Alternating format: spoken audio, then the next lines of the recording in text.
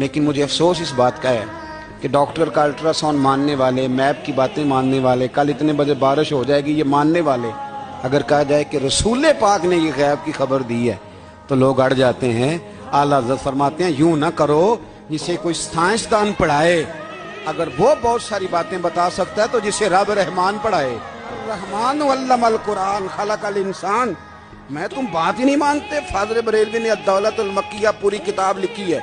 और फरमाते हैं अल्लाह ने सबसे ज्यादा गैब की खजानों की चाबियां अपने नबी को अता फरमाई है।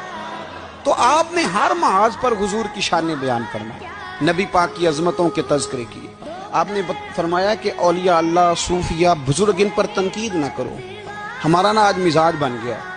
मैं अक्सर कहता हूँ कि लोगों का जायका ख़राब हो गया। ये जो लोग कहते हैं नमाज में दिल नहीं लगता, महफिल में सुरूर नहीं आता, हम जब ऐनक तनकीद की लगा के जाते हैं तो कैसे मज़ा आएगा।